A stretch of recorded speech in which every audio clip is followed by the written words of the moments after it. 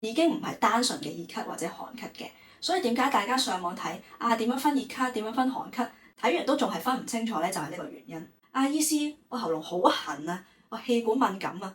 咁呢一種情況呢 Hello 大家好，我係 Karen 醫師。最近身邊真係見住啲朋友個個輪住病啊，而感冒之後有咳嗽嘅情況係好常見嘅。有啲人可能咳幾日，自己掠晒啲痰出嚟就好返，但係有啲人可能咳成幾個星期，甚至係幾個月嘅時間。長期嘅咳嗽會耗傷人體嘅肺氣，影響瞓覺，亦都影響我哋氣血嘅修復。有啲人呢，甚至咳得太劇烈，令到肋間嘅肌肉拉傷，甚至老人家咳到骨折都唔係冇聽過嘅。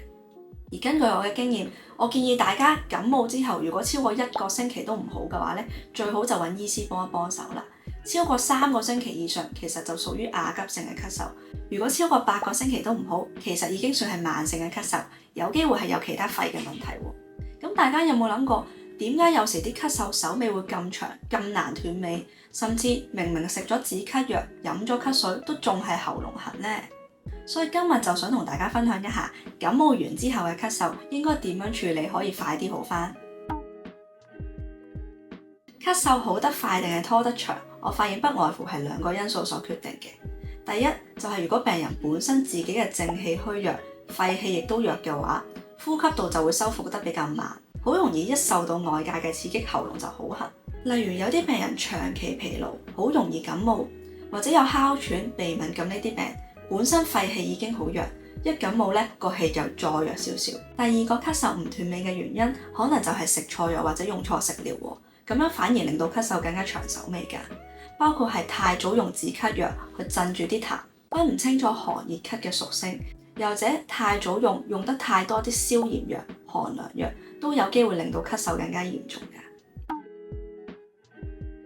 感冒嘅時候有咳嗽咳痰，本身係身體嘅排病機制，佢幫我哋黐住啲病菌，然後連痰排出去體外。咁我哋係應該幫身體去完成呢件事，而唔係同身體去作對，撳住啲症狀。尤其中醫特別強調咧，要令病邪有出路。尤其喺感冒嘅初期，通常都會有鼻水、鼻涕同埋痰嘅。咁呢個時候，如果我哋盲目去止咳啦，壓抑身體，令到個病邪排唔出嘅話咧，咁身體又會同你去反抗，更加咧想戳嗰啲痰出嚟，咁有機會咧令到喉嚨更加痕、更加想咳嘅。所以如果想咳嗽快啲好嘅話咧，千祈就唔好喺感冒嘅初期盲目用一啲醫乾咳嘅方法，或者去鎮咳止咳。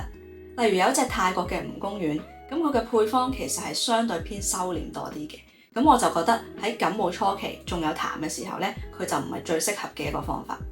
同一個道理，如果有啲病人佢唔識捋痰，排唔到痰嘅話咧，我發現通常都會難靠自己好，相對會恢復得慢好多嘅。另一個最常揀錯藥食嘅原因，就係冇分清楚寒熱嘅屬性。咁熱咳、寒咳，我哋可以大概咁樣分嘅。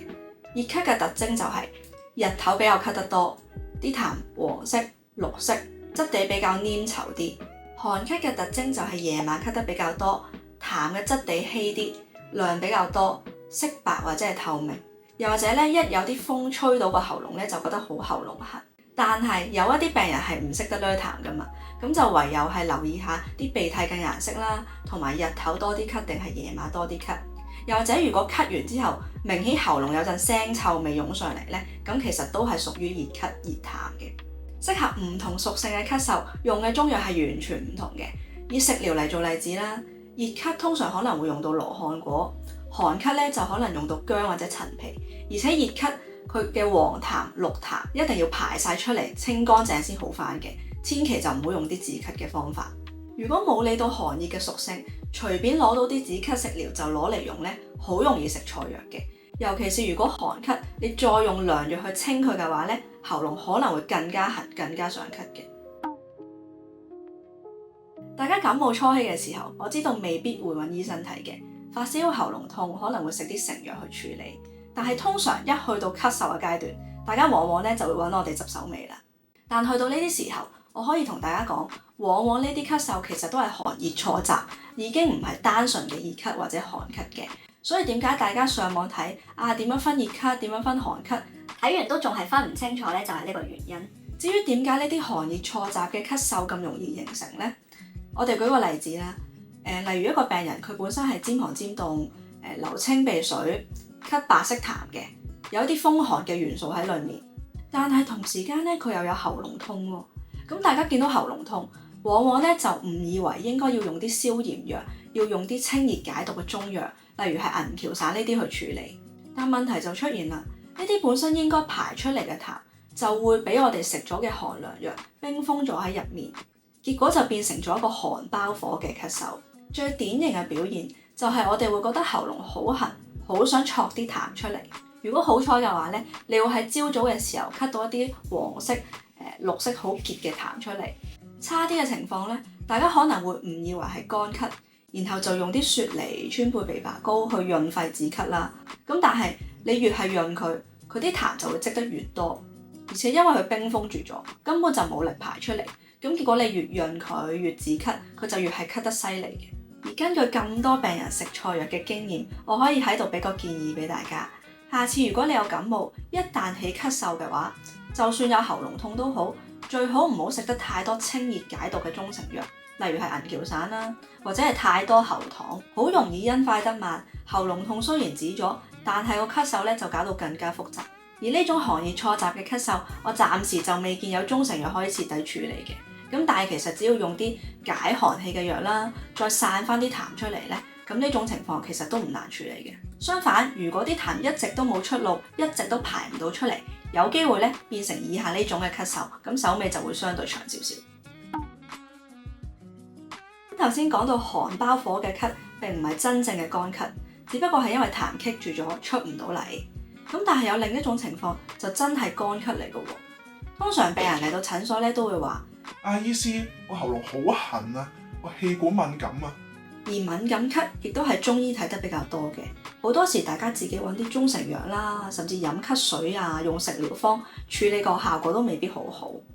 而呢種所謂敏感咳嘅特點就係喉嚨非常之痕，一講得多嘢或者一有啲風寒吹到個喉嚨，氣管又會更加痕，更加常咳喎。而且通常夜晚係會發作得多啲嘅，一瞓落床咧又會咳到不得了。亦有啲病人佢哋會覺得氣管有種收窄，條氣唔係好順嘅感覺。而雖然敏感咳係乾咳啦，咁但係整體係偏向寒咳、寒氣嗰方面嘅範疇嘅。如果你用一啲川貝枇杷膏、清熱嘅食療方去涼佢、去清佢嘅話咧，個喉嚨會更加痕、更加咳嘅。反而呢種情況，好多病人去飲薑水、飲薑茶，反而係可以止痕、冇咁咳嘅。但如果想呢種敏感咳斷尾嘅話，淨係用薑去散寒氣係唔夠嘅。我發現通常都要加啲補氣血嘅中藥，甚至有時可能要加啲化濕嘅嘢。呢個方法可以幫助我哋嘅肺氣恢復，咁我哋嘅呼吸道可以更加快去修復，就唔會咁 sensitive 啦。如果想咳嗽好得快啲嘅話，戒口係一定要嘅。首先，生冷辣嘢要少食。另外，中醫所講話脾為生痰之源，肺為儲痰之器，一啲甜品、牛奶、朱古力呢啲助濕生痰嘅食物都要避免，以防咧令到啲痰更加多嘅。另外，我發現好多酸甜嘅生果、提子、檸檬、番茄或者係酸性嘅維他命 C 沖劑，呢啲酸性嘅食物都容易刺激氣管，令到咳嗽更加嚴重嘅。咁所以我一般都會建議病人暫時都唔好食生果住。我唔建議家長喺幫小朋友餵中藥嘅時候用糖、用朱古力去送藥嘅，因為咧絕對會令到啲痰增加，亦都咧容易令到個咳嗽冇咁快好嘅。一般嚟講，如果我哋要開藥俾小朋友，都會揀翻一啲比較易入口嘅配方，例如有一個叫桑菊飲嘅方劑，咁佢個味咧就好似菊花茶咁好飲嘅。我自己試過開俾一啲未夠1歲嘅小 BB 咧，其實佢哋都會飲得到。有痰但係好難啜到出嚟，好難咳嘅話咧，咁其實屋企人都可以幫老人家咧拍一拍痰，令到佢排出嚟容易啲嘅。仲記唔記得我哋一開始提到，有啲人嘅咳嗽快啲好，有啲人容易拖手尾喎。正如有啲人一到流感季或者轉季咧，就好容易感冒嘅，但係有啲人咧又冇中招喎。其實歸根究底咧，都係要視乎我哋本身嘅正氣夠唔夠強啦。正氣充足就唔會咁容易受到風寒或者外邪令到感冒或者咳嗽啦。咁所以平時其實我哋已經要打好個根基，保養好個身體。多謝你睇到呢度，如果有興趣知更加多嘅健康資訊或者我嘅日常分享嘅話，可以 follow 我嘅 Facebook 或者 IG， 或者有啲咩 topic 想我分享多啲嘅話咧，都不妨喺留言話我知嘅。咁今次嘅分享就係咁多，多謝大家，拜拜。